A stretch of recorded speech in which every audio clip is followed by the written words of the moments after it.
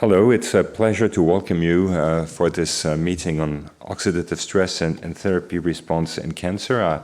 I'd like to thank all our friends and colleagues for coming despite the heat wave, some of them from very far. Masi Yamamoto came from Japan on this occasion, and many of you dared to face the heat wave to come here in Collège de France. So my introduction will be short. Our own interaction with oxidative stress really started by studying the PML protein that you'll hear of at the very end of this day, the lecture today, realizing it's exquisitely sensitive to oxidative stress. And for me, this was really an eye-opener, which allowed me to dive into this literature, which I must confess I didn't know very well, and discover how interesting and how relevant it was to health and disease. And I took two years of courses on oxidative stress in different conditions here in Collège de France. And this is the second meeting dedicated to this condition here. It's a rapidly moving field that has really been renewed recently thanks to molecular tools. And it moved away from classical aging, cream, nuclear supplements for food to prevent aging, towards really now very clear, important mechanisms such as ferroptosis, and we're lucky here to have two of the world experts on ferroptosis, which has popped really everywhere now in physiology and pathology. And we also have the chance of having two real living legends in the field here that will give these 1 hour long introductory talk. Helmut Sies here online, and fortunately he was planned to come, but he was advised for medical reasons not to do so, and I thank him very much for having accepted to do this presentation online. And Masi Yamamoto, who respectively discovered the role of oxidative stress in physiological regulation and the role of the NRF2 CAPE1 complex in the molecular regulation of stress response. So, without further ado, I'd like to leave the floor to Helmut. Thank him again so much for arranging this online presentation and educating us on the multifaceted role of oxidative stress in health and disease. Helmut, thank you very much. So, thank you very much. Can you hear me now? Okay. Professor de Thé, thank you for the kind introduction, and I will try to do a tour d'horizon through the oxidative stress role in health and disease. The Janus phase of oxygen in aerobic metabolism is well known. We need oxygen for bioenergetics to have the anabolic and also catabolic reactions and the redox control. But oxygen has also the Janus phase of causing damage, oxygen toxicity, and leading to cell death. So there is a balance between too much and too little, and oxidative stress is defined as an imbalance between the oxidants on the one side and the antioxidants in favor of the oxidants, which then would lead to a disruption of redox signaling and control and molecular damage. Now, I'd like to start out with the basic concept that living organisms are open metabolic systems. There are flow equilibria, and that has been already noted by Heraclitus about 2,500 years ago. Pantare, everything flows. So these flow equilibria generate steady states, and life is characterized by operating at non-equilibrium steady states. In other words, we are not at thermodynamic equilibrium. And this maintenance of the redox steady state is a continual challenge. And that is what is now called the physiological oxidative stress, Q stress, the good stress. Whereas if there is too much oxidant challenge, supraphysiological, that's oxidative distress. Hans Selye in 1936 initiated the concept of the adaptation syndrome for stress-related reactions of the body. In a small note in Nature, a syndrome produced by diverse noxious agents. And in 1975, he introduced the term eustress that I've mentioned, the good stress as opposed to distress. And the title of this little booklet, it says, How to Use Stress as a Positive Force to Achieve a Rewarding Lifestyle. So this concept is not only in chemical and medical context, but also in psychiatric and psychological context. Now, these low equilibria in the open system are depicted here in an overview fashion. On the top, you see in blue several the sources that generate oxidants. And this is under enzymatic control of various nature. So the sources generate, and on the right-hand side, there are the sinks, the removal mechanisms, which are also under control. So in yellow, you see the steady state of these, but certainly not all of them, but some of the major redox-related molecules. And there is the physiological exposure of these all the time, and low exposure generates the reaction with specific targets. That is the eustress, and that is redox signaling, and leading to maintenance of normal physiology. Whereas on the right-hand side, the unspecific targets, oxidative distress, disrupted signaling, and disease. And mentioned here already the adaptive responses, NF-kappa B, NRF2, and the hypoxia-inducible factors. And it turns out that hydrogen peroxide is a central redox signaling molecule. Here you see across the plasma membrane of the cells, there is a large gradient of hydrogen peroxide. And in the middle, you see this is micromolar concentration. So outside the cell, it's usually about 1 micromolar, 1 to 5 micromolar in the vascular bed. And in the cells overall, it's 0.01 micromolar, that is 10 to the minus 8 in the nanomolar range. So if there is a gradient of about 100-fold between 1 nanomolar and 100 nanomolar, and this is the physiological range for proliferation, migration, angiogenesis, and many other normal processes. So if there's a little higher concentration, steady state concentration, there is the recruitment of the adaptive responses. And for example, the NRF2 keep one system of Professor Yamamoto that you will hear about later in detail. And then even higher, there is the recruitment of the NF-kappa B system, the inflammation system.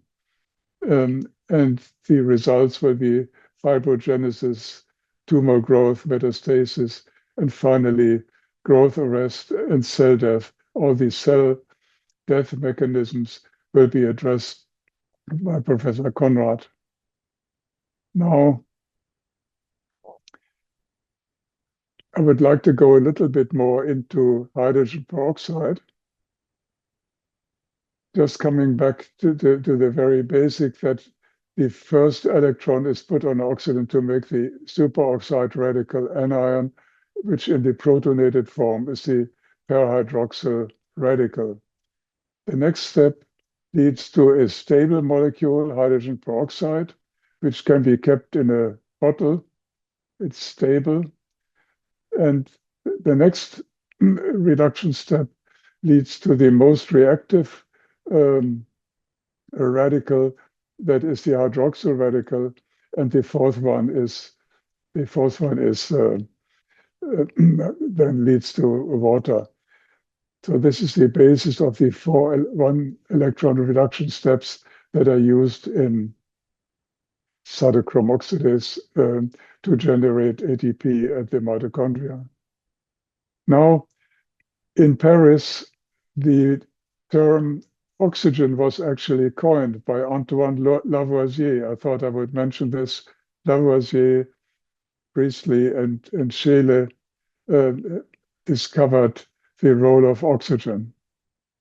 And interestingly, at Paris as well, Louis-Jacques Thénard discovered hydrogen peroxide. He called it l'eau oxygénée, the oxygenated water, H2O2. And that's Thénard, 1818, Observations sur les nouvelles combinaisons entre les oxygènes et divers acides. I would like also to mention that Thénard was a member of the Collège de France. Now, hydrogen peroxide was looked at since 1818, looked at in many different ways, but it was difficult to show in normal metabolism of eukaryotes. In bacteria, it was found in the 1920s and also in fungus and so on. But in H2O2, it was debated.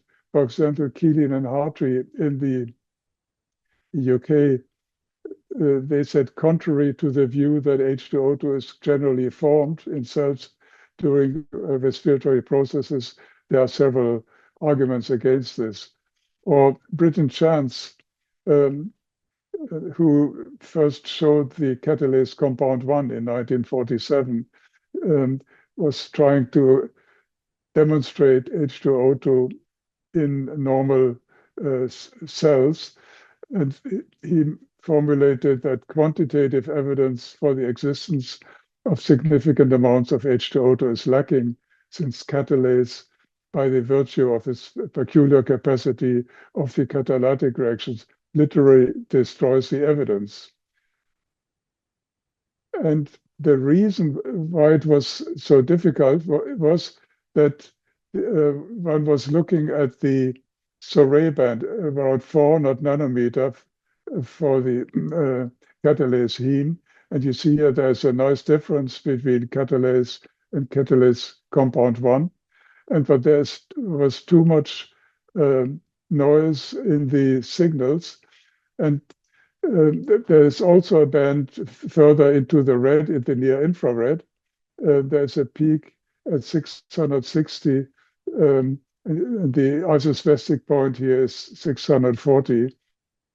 So this charge transfer band actually made it possible to detect H2O2 in intact cells.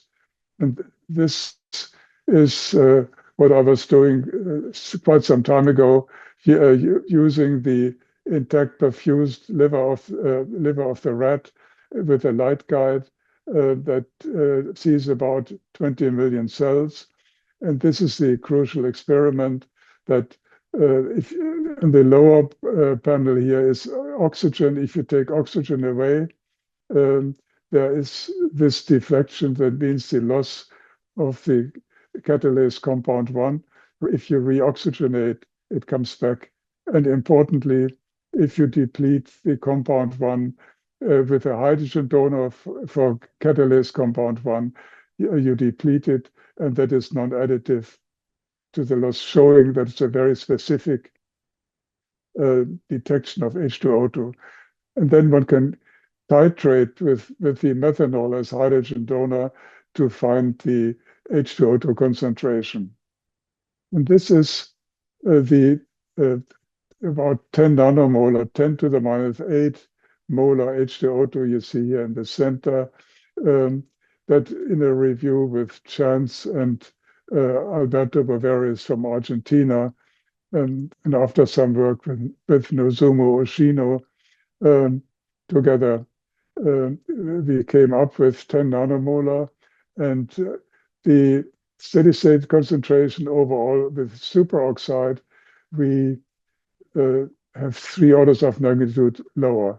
You see here the relationship between the subcellular organelles, which I will come back to in some more detail.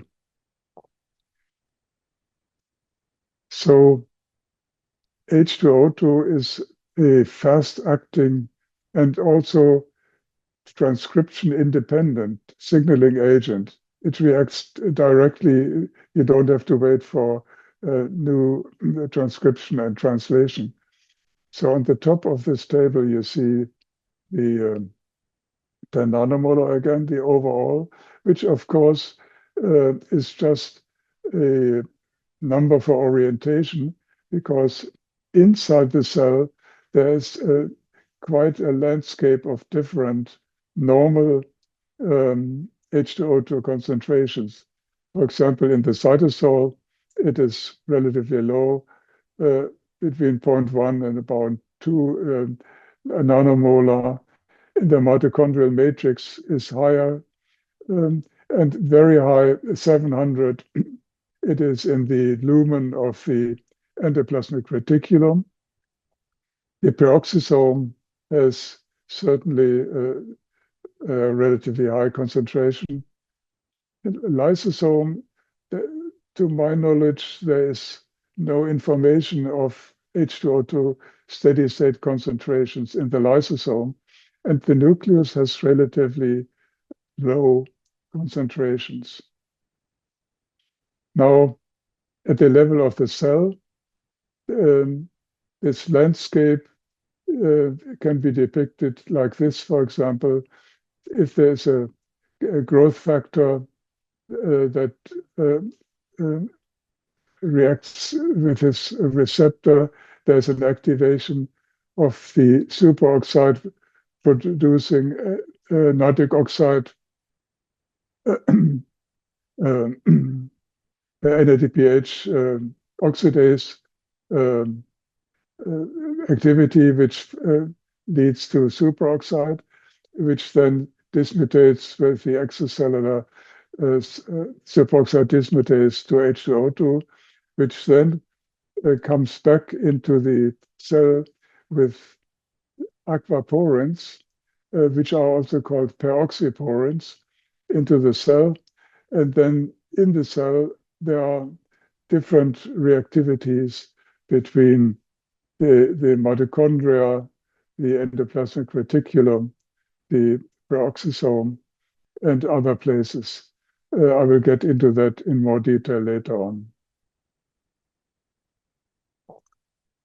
I'd briefly like to mention that hydrogen peroxide is ubiquitous.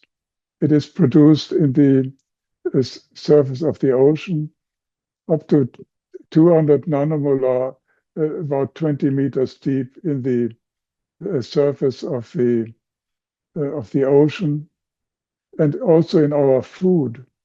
Hydrogen peroxide is a ubiquitous component of beverages, as Sadowska Bartosz and Bartosz have recently put together. I just want to mention, for example, in the breast milk, human breast milk, there was measured 20 micromolar H2O2. And in honey, because the bee um, provides glucose oxidase, it generates a lot of H2O2 in honey. And freshly brewed coffee or tea from the polyphenols that are in them generate H2O2. And cooked foods, beans, carrots. Also our body fluids. Professor Barry Halliwell from Singapore, he showed that in the urine there is H2O2 and in other fluids. Now, I'd like to briefly address what redox signaling in an overview is all about, the so-called thiol switches. And here you see on the top a cysteine in the protein, and which is dissociated as a cysteine thiolate. The cysteine thiolate then reacts with H2O2 to form the sulfinate. And this then changes the properties of the protein so that the protein can use this as a cue for further reactions. The sulfinate can be further oxidized to the sulfinate and even further to the sulfonate. Professor Toledano in Paris has shown also the sulfiredoxin. It can go back to sulfinate. The further fate of the sulfinate can be to react with another thiol to form a disulfide, or it can react with a glutathione molecule, GSH, to glutathionate the protein here.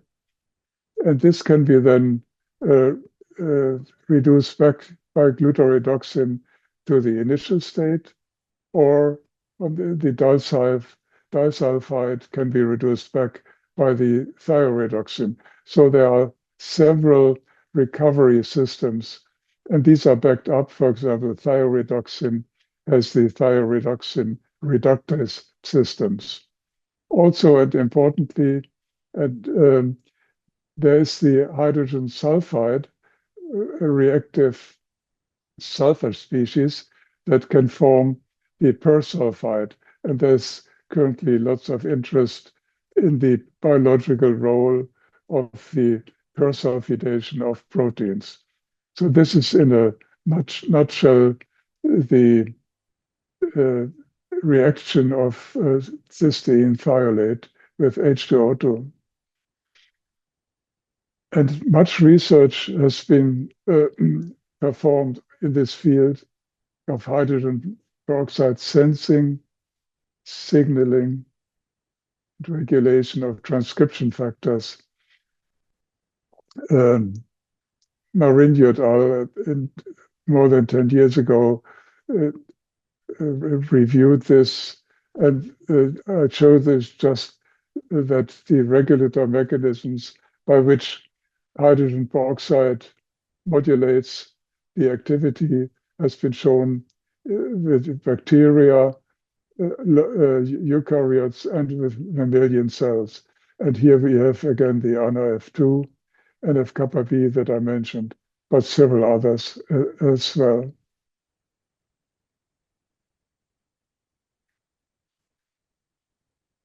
Now, the field has become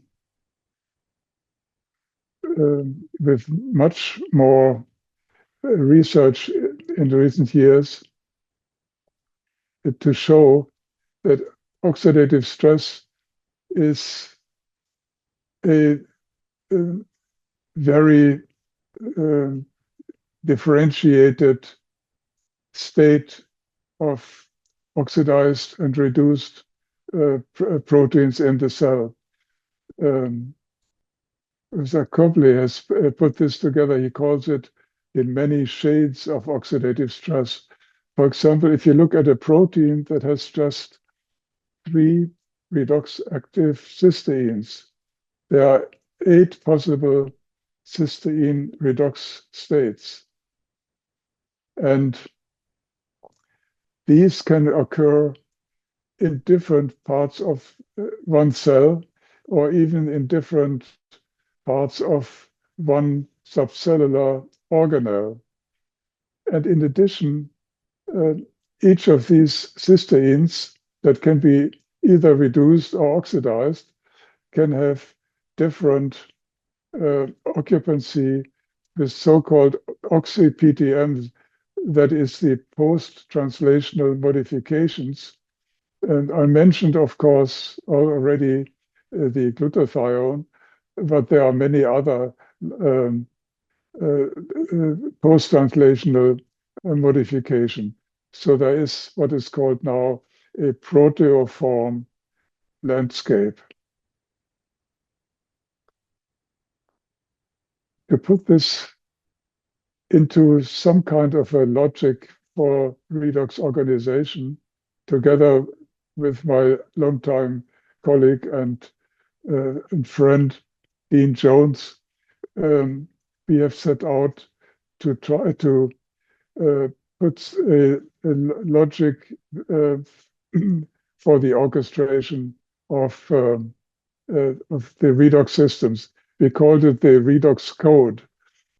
This is not like the genetic code or the Morse code that is direct translation into from A to B, but it's more a set of principles like the Code Napoleon in the law field.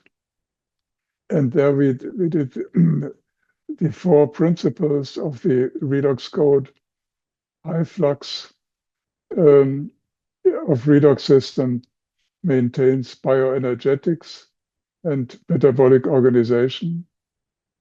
The second one is that the redox coupled switches that I just mentioned, they link bioenergetics and metabolism to the macromolecular structure and function.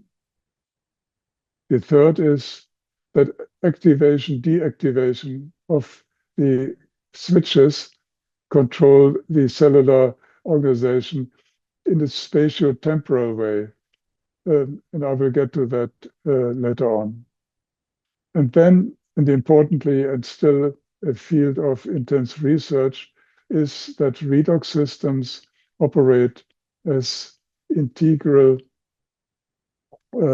networks that respond to variations also in the environment.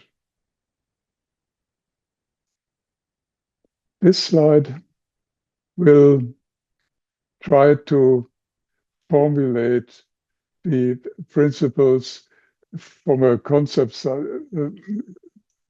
point of view.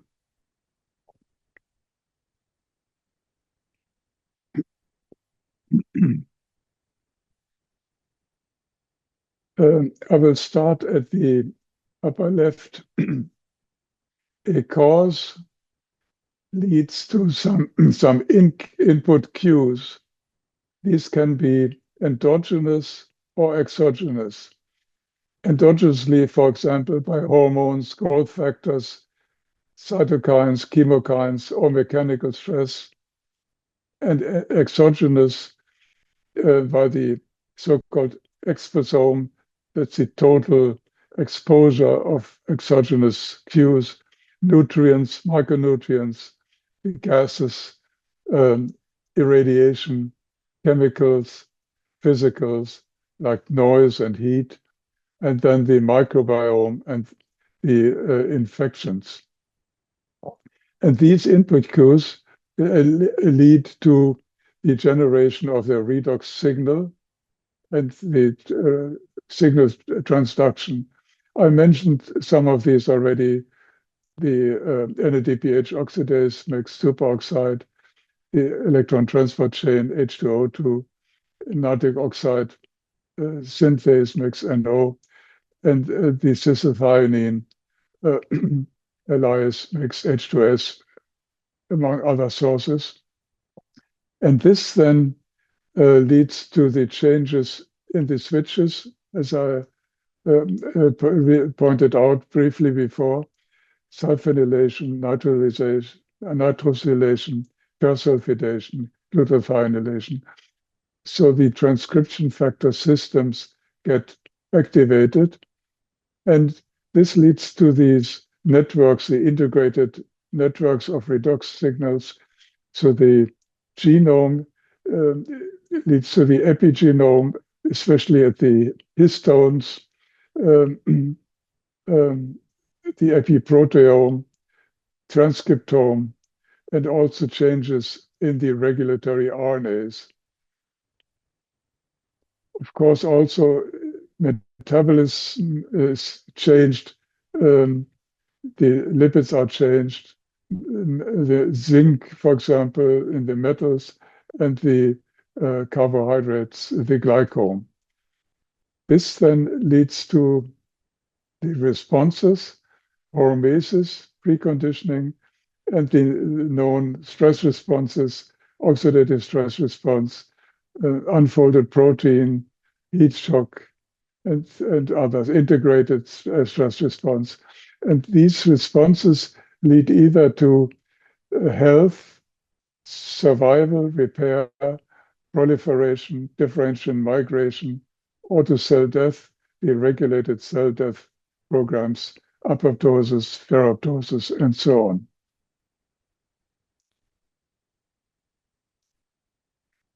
On this vein, a little bit of examples. The first one here is the KEAP1 NRF2 of Professor Yamamoto's. There's much work has been made to show the thiol-based H2O2 signaling. It's actually not only H2O2, there are the electrophiles as well. There's a number of signaling molecules.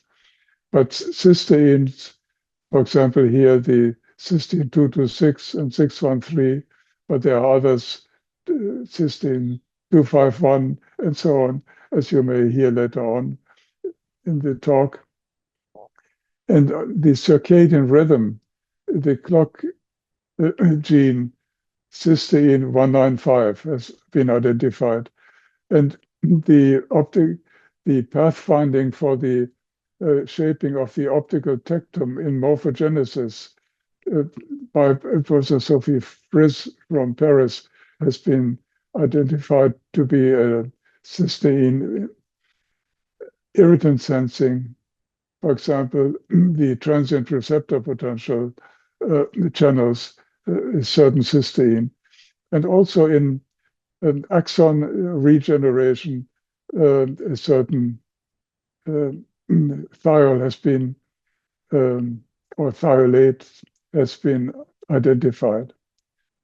Just for this example of the circadian rhythm, you see the H2O2 steady state variation over the 24-hour cycle. So the so-called set point is actually a moving target.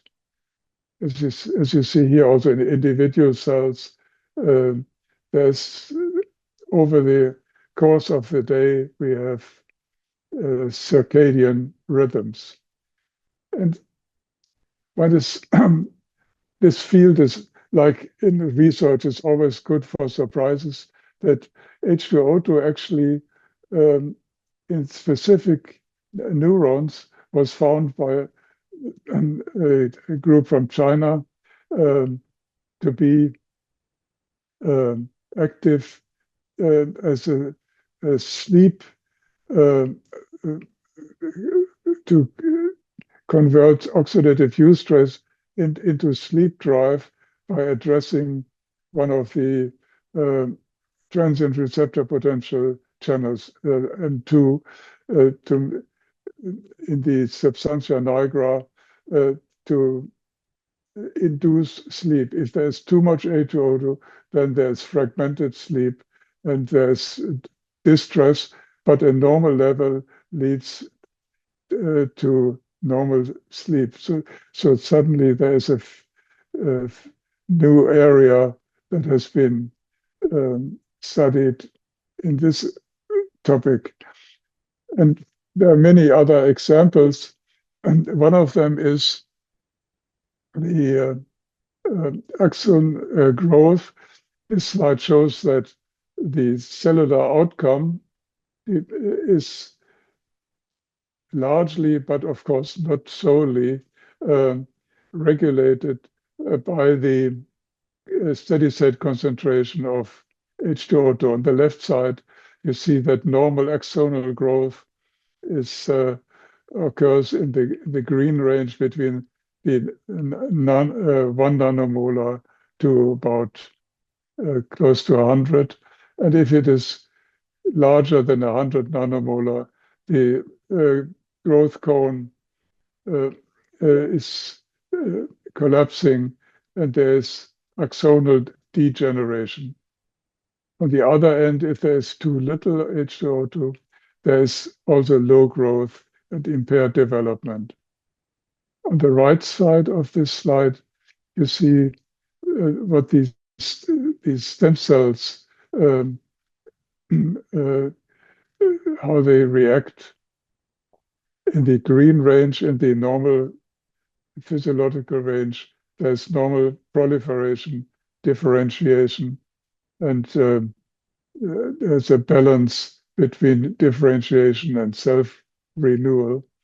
And on the oxidative distress, on the higher exposure to H2O2, there's cell death. And on the lower, there's the impaired regenerative potential. There could be many more examples of this, but I think the point is that the low molecular concentration of H2O2 is crucial for processes of normal life. Also in wound healing, for example, H2O2 plays a role. And this example is what might be quite good for a demonstration. That is the tadpole. When the tail is cut off, it's called amputation-induced reactive oxygen species. So on the lower left, you see 2 minutes after the cutoff of the tail of this tadpole, there is an activation already of the H2O2 formation using the H2O2 sensor HiPAR, which was introduced by Professor Belousov from Moscow about 20 years ago, and which gave a new burst to the field of H2O2 research.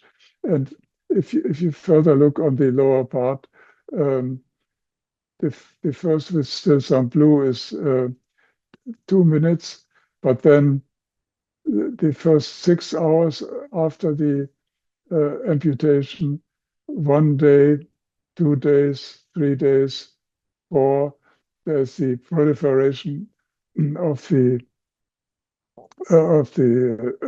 tail. And after 6 days, it then reaches its final length.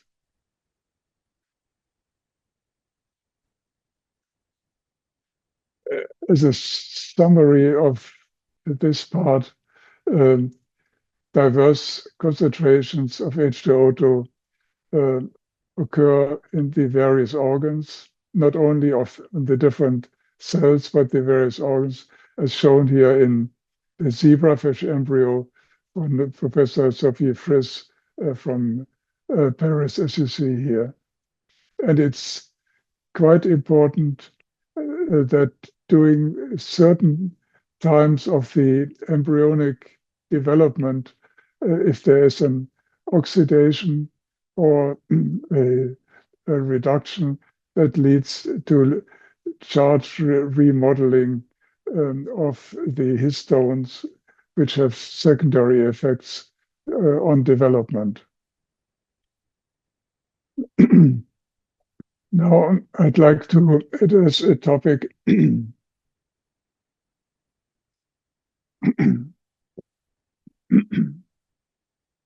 which I call the signaling slalom. What I mean by that? This is the very nice depiction by Holmstrom and Finkel about this. You see the plasma membrane, and a growth factor signaling goes to the inside through the receptor, and then the recruitment of these subunits for the NADPH oxidase, which then to the outside generates O2 minus, which then has to come back to the inside through the aquaporins, peroxyporins that I mentioned. This is what could be called like a slalom around the plasma membrane. So it's counterintuitive why the signal would go inside and then outside before it does its job inside the cell. So there could be some explanation that is a little bit different. And you see here, practically on the upper left, the first part, just the same as I just have shown on the previous slide. There are gating possibilities or control with post-translational modifications of these peroxyporins, but also there is the invagination of the plasma membrane at the caveolae. And that means that is under the control of caveolin 1. And these are the lipid rafts. And these endosomes could then detach, and the NADPH oxidase produces superoxide inside this endosome, which then can be called a redoxosome. This shows in a very more simple cartoon, the stimulus leads to the formation of the endosome, which then contains the reactive oxygen species generation in the redoxosome. So there's a compartmentation of redox signaling by the NADPH oxidase derived reactive species. Ushio Fukai and the group of Engelhardt have studied these redoxosomes, which now come into focus much more. This little video provided by Professor Belousov shows how that works, linking the hyper probe for hydrogen peroxide to the EGF receptor. So after stimulation of the cells with growth factor, there is the formation of these redoxosomes. And they can then be finding a specific target by mechanisms which are now being elucidated in cell biological research. So these so-called microdomains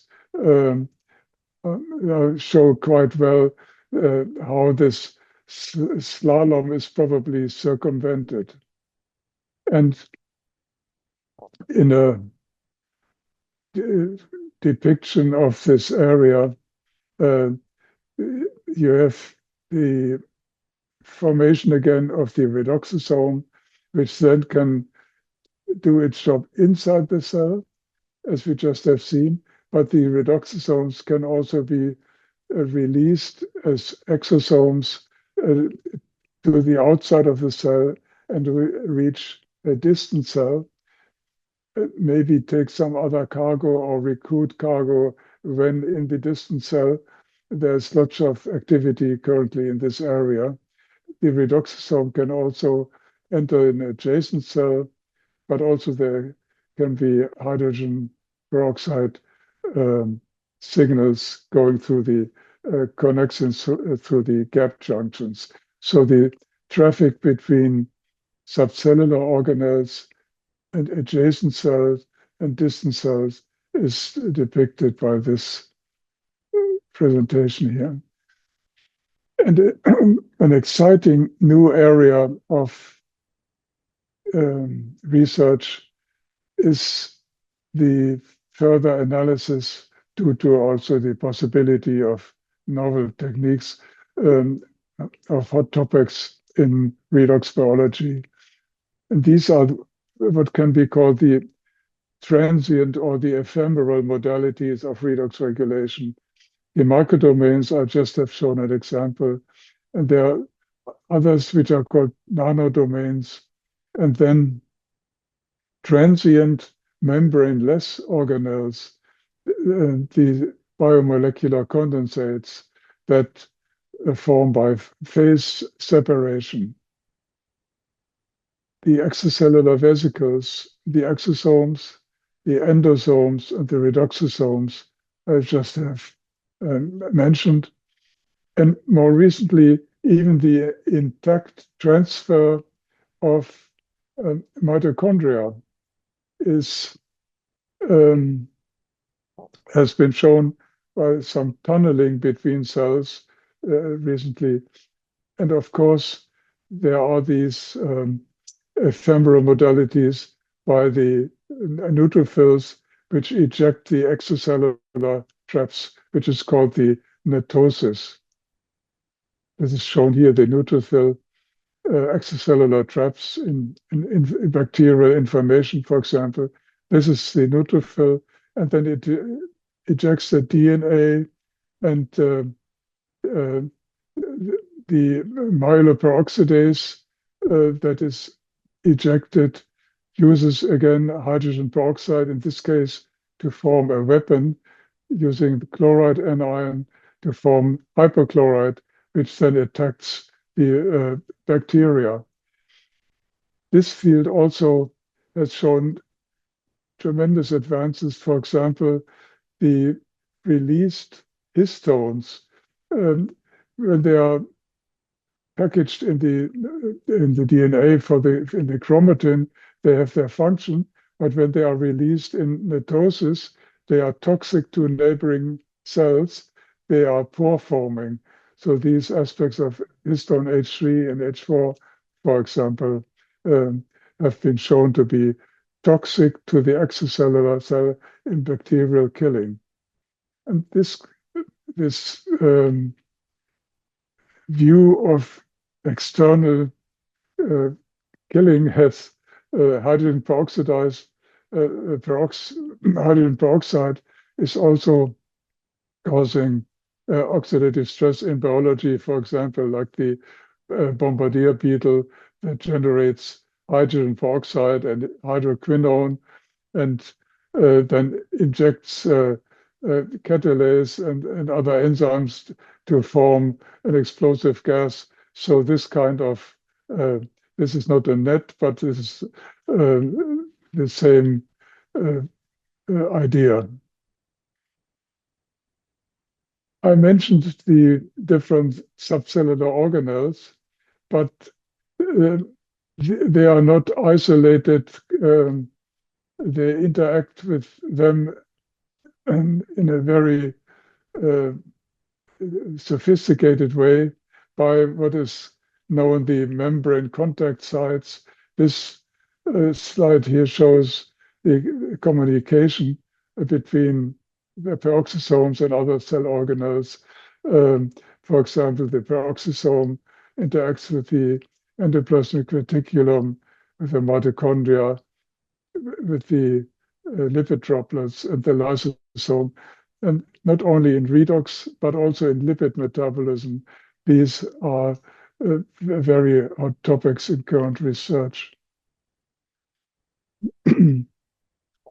Now, let's turn to the adaptive stress responses.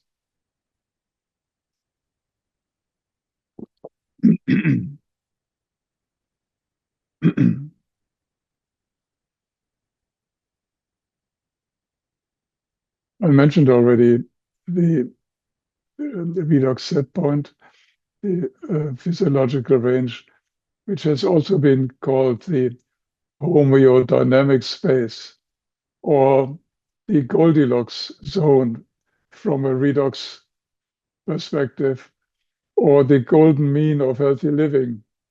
Right?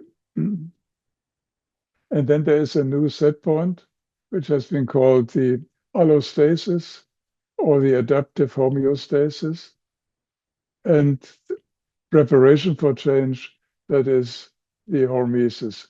So these concepts all address the maintenance and stress response adaptation. And this concept has been already exemplified by the preconditioning that King Mithridates VI, at the year of -100 before Christ, the preconditioning, he was, in order to prepare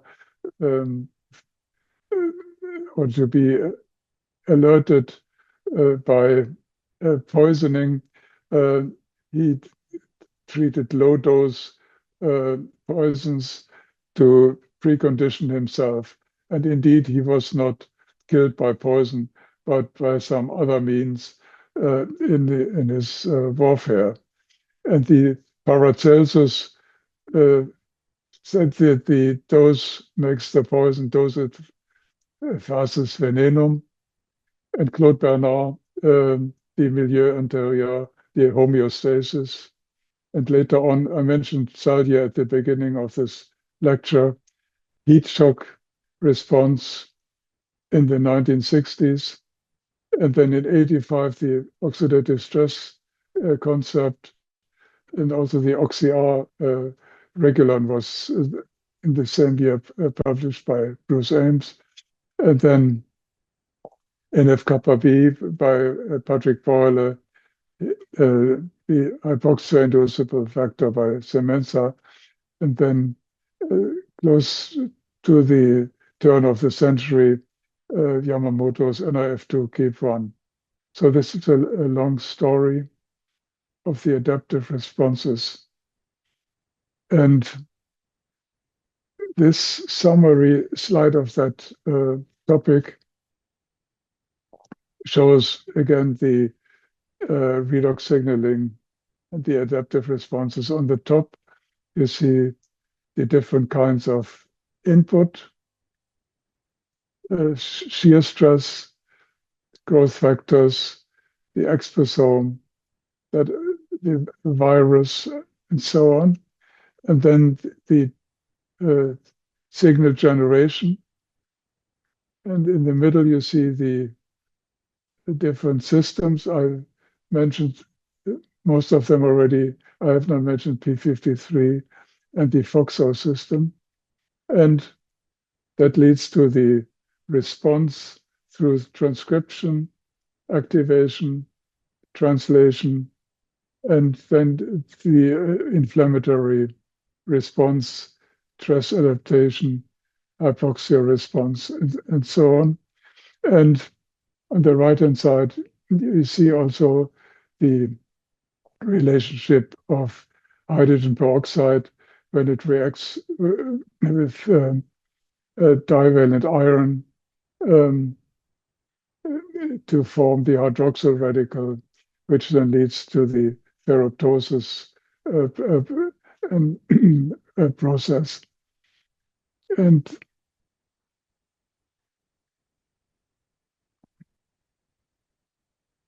Now, a brief delving into what could be called redox medicine.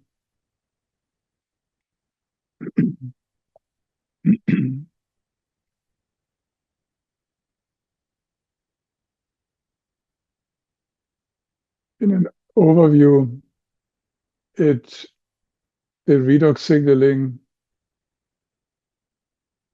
integrates metabolism, gene expression, the interaction with the exposure from the outside, and, for example, also the holobiome, the host microbiota interactions. This is from a recent conference that Ana Ledo and Barbara Rocha had in Coimbra. Now, this overview should be discussed in a little bit more detail. On the left-hand side, you see the positive input that could also be used by what could be called redox medicine. That is the supply of the cofactors to the enzymes and the micronutrients, and the supply of the bioactives like small molecule antioxidants, tocopherols, carotenoids, ascorbate, polyphenols, to make or to use superoxide dismutase, the different redoxins, glutathione peroxidases, and catalase, and then personalized nutrition and networked targets, redox drugs, and health behavior, lifestyle, mild hypoxia, intermittent fasting. These interventions, they lead to strengthen the oxidant redox system in a so-called redox tone in the normal range. So the endogenous oxidants contribute to the redox tone, and then the external ones, exposome and exercise. So if there is an increase in the redox tone, there is the recruitment of the hormetic response and the adaptive responses, stress resistance and resilience. And if there's too much of it, that we have the distress, which can also be used in redox medicine, as you see here on the right-hand side. And this is redox drugs that generate oxidants, redox cycling, and ionizing radiation, different kinds of radiation, photodynamic therapy, and an emerging field in recent years, the cold atmospheric plasma, which is being used in medicine to more specifically try to deliver oxidants. The major problem in all of this is to have it more precise rather than overall, which generates side effects that has been a problem in medical applications. So Chang Chen's group in Beijing has collected this reasoning in a nice figure. I briefly like to go through this. So much research has gone into finding the 5R. This is the right time of the cell cycle, the right season of the year, and also the right age of the patient may decide on what kind of treatment should be given. And then the spatiotemporal delivery in which organelles, which cell types, and which tissues, and in those the right targets, proteins, lipids, nucleic acids, and the right individuals and studies to find out more of the efficacy. Important also the release of the right level. And nanomedicine has now come up with several ways to determine the right levels at the right place. And then, of course, to deliver the right reactive species, positive or negative. Diagnosis is quite a problem because the different fields, on the top you see a number of different medical afflictions, several diseases and states, versus the different kinds of biomarkers that have been developed. And you see from a cluster analysis that it's quite diverse in different types of disease. And one single indicator is very difficult to use. One needs to use patterns of biomarkers, which is still a developing field. Regarding the cell death, oxidants play a role, as you will hear later on in Professor Conrad's lecture, of course, in much detail. I would just like to mention in all of these different types of programmed cell death, oxidants play a role, and they are fine-tuned redox triggers. And the control of H2O2 and free iron is important as in the control of ferroptosis. In this respect, we have studied a glutathione peroxidase mimetic, which you see on the top, a seleno compound called F-selen, which, unlike its sulfur analog, has glutathione peroxidase activity, and glutathione peroxidase 4 is one of the essential proteins, enzymes that help in control of the ferroptosis. So there's a large literature on the selenium. A recent study from the group of Professor Mukesh in Bangalore uses derivatives of epsilon, which can now be up to 100-fold more active as GPX4 mimetic to help control ferroptosis. Whether this is of any future medical use will be, we'll have to see. So, in summary, I would like to conclude that in the middle you see here the physiological range, the redox eustress, and to the right of it you have a redox stress signaling threshold, which NF-kappa B is detecting. In the middle it's looked at by NIF2 KIP1, and on the left end the threshold you have the HIF1 systems. So this is the overview of the hormetic switches that summarizes the basic message that I wanted to convey in my lecture.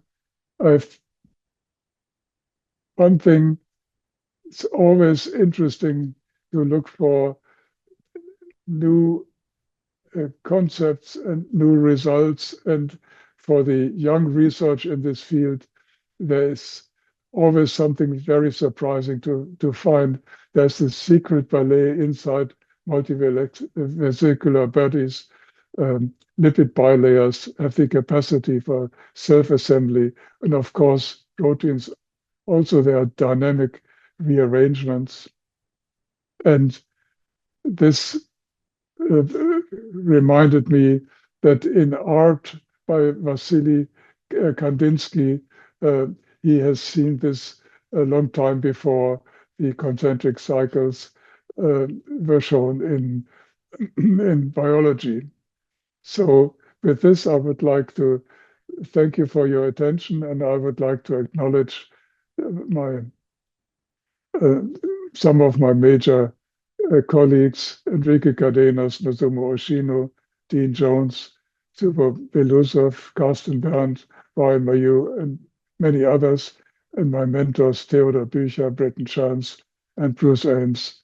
And I would like to thank the Deutsche Forschungsgemeinschaft and the National Foundation for Cancer Research for a long time financial research support. Thank you very much.